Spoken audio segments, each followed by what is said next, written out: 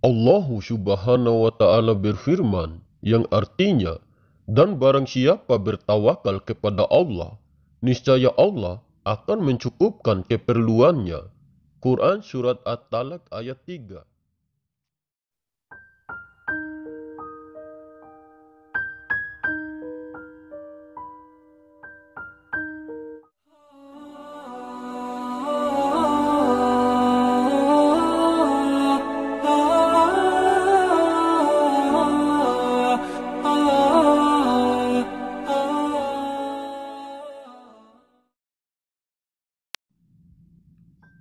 Assalamualaikum warahmatullahi wabarakatuh. Halo sobat semua, selamat datang di MSLB Channel. Pada kesempatan kali ini, kita akan membahas lagi informasi.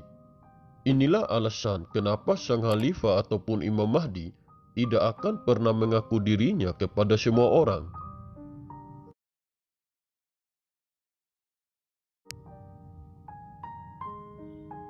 Dari dulu hingga sampai saat sekarang ini, banyak sekali kelompok atau individu yang mengaku dirinya sebagai Imam Mahdi ataupun Al-Mahdi.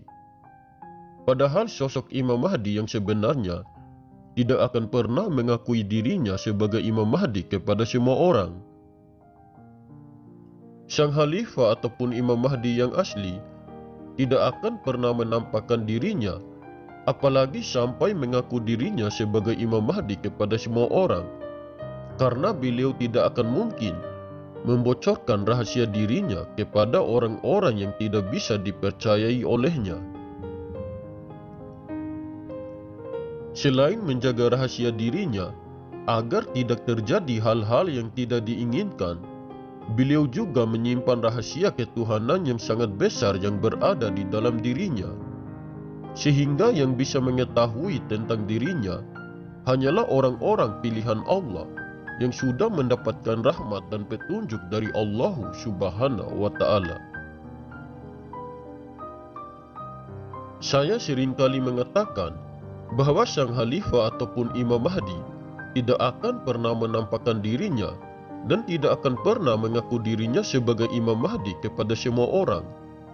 Beliau memberitahukan tentang dirinya itu hanya kepada orang yang benar-benar bisa dipercayai olehnya.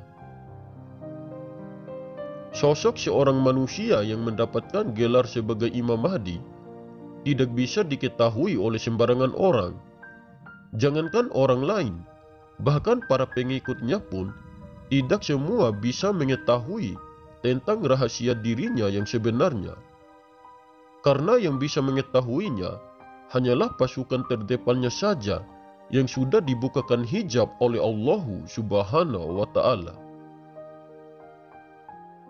Sang Khalifah ataupun Imam Mahdi tidak menampakkan dirinya dan tidak mengakui dirinya kepada semua orang karena beliau menghindari hal-hal yang tidak diinginkan, dan beliau merahasiakan dirinya karena beberapa alasan. Karena beliau khawatir jika beliau mengaku dirinya kepada semua orang. Jika beliau mengaku dirinya sebagai Imam Mahdi kepada semua orang, maka pasti akan timbul suatu permasalahan dan bisa juga menimbulkan konflik antara kelompok yang satu dengan kelompok yang lainnya. Seandainya beliau mengaku dirinya sebagai Imam Mahdi kepada semua orang, pasti tidak mungkin semua orang bisa menerimanya dan tidak bisa mempercayainya. Pasti akan banyak juga kelompok atau individu yang akan melawan dan menentangnya.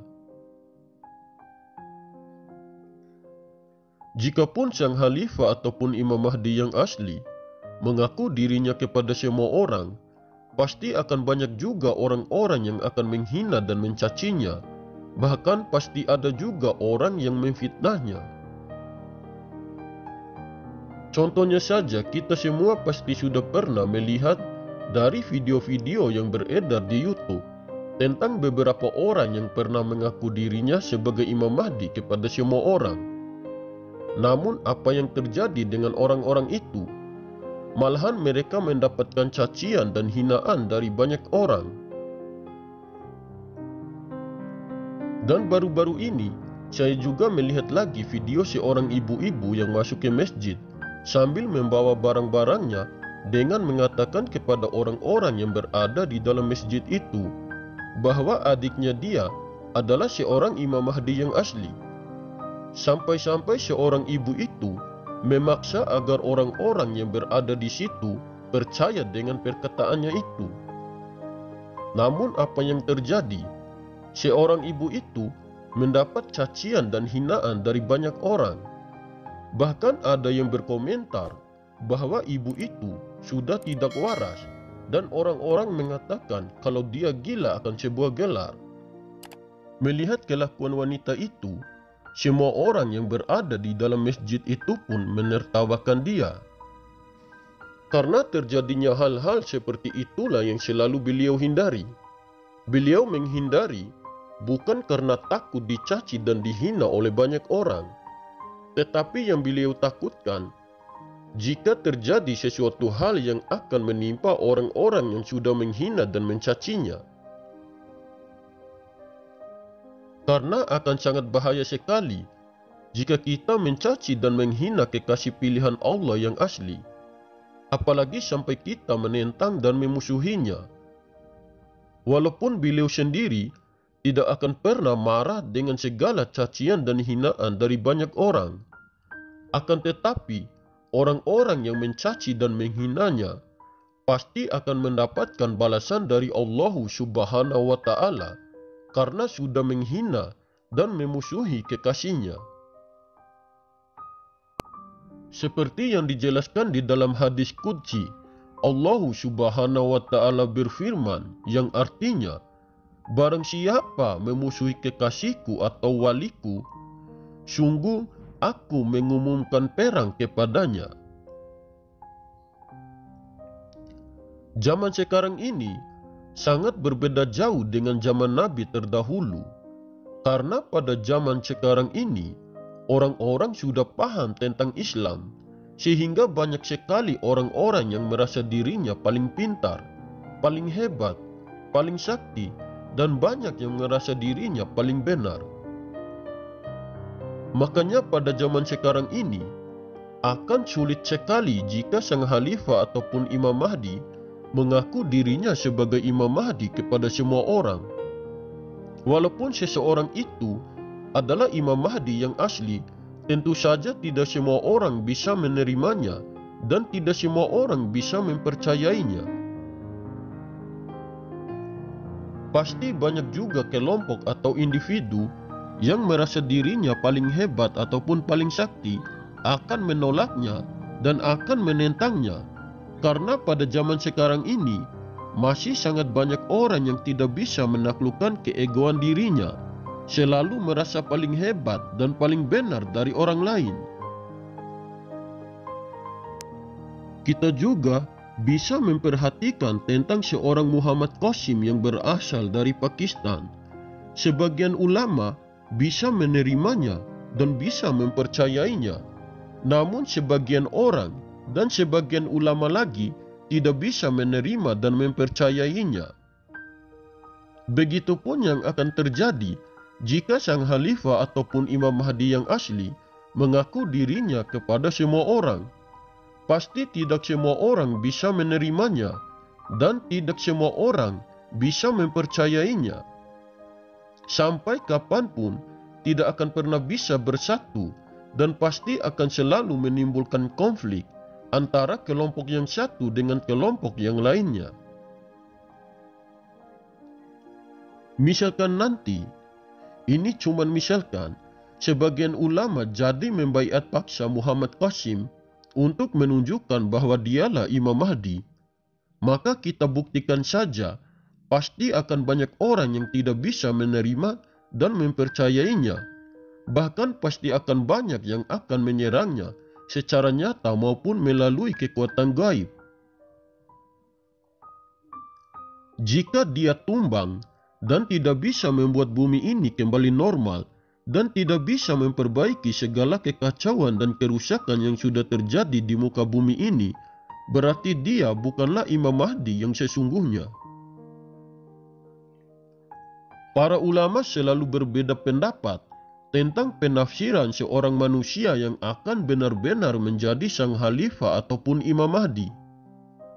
Jangankan orang awam, para ulama pun masih besar keegoan di dalam dirinya, karena mereka selalu merasa bahwa aku loh yang paling benar, aku loh yang paling pintar dalam menafsirkan sosok Imam Mahdi yang asli. Karena hal-hal semacam itulah, sang khalifah ataupun Imam Mahdi sampai kapanpun tidak akan pernah menampakkan dirinya dan tidak akan pernah mengaku dirinya sebagai Imam Mahdi kepada semua orang. Yang bisa mengetahui tentang sosok Imam Mahdi yang sesungguhnya hanyalah orang-orang pilihan Allah yang sudah diridhoi dan yang sudah dikehendaki oleh Allah Subhanahu wa Ta'ala. Kebenaran yang sebenarnya bahwa menjadi seorang manusia pilihan Allah yang akan menjadi sebagai Imam Mahdi, yang akan menjadi pemimpin langit dan bumi pada zaman sekarang ini, tugasnya sangat berat dan tidak semudah seperti apa yang kita bayangkan. Seorang manusia pilihan Allah yang menjadi sang khalifah ataupun Imam Mahdi yang asli tidak akan pernah mengaku-ngaku dirinya kepada semua orang, dan beliau tidak gila akan sebuah gelar, dan beliau pun tidak ingin dipuji dan dipuja oleh manusia lainnya. Sang khalifah ataupun Imam Mahdi adalah rahasia Allah yang tersembunyi, jadi yang bisa mengetahui dan yang bisa berjumpa dengannya hanyalah orang-orang pilihan Allah Subhanahu wa Ta'ala. Saya seringkali mengatakan kepada sobat semua, kalian boleh percaya atau tidak dengan informasi yang saya sampaikan ini. Terserah kalian saja. Yang penting saya sudah berusaha berbagi informasi ini. Kalian ambil saja poin positifnya dan kembalikan saja pada keyakinan kita masing-masing. Oke sobat, mungkin ini saja yang bisa saya sampaikan. Lebih dan kurangnya saya mohon maaf. Semoga informasi ini bermanfaat. Terima kasih. Wallahu a'lam bishawab. Wassalamualaikum warahmatullahi wabarakatuh. Salam MSLB Channel.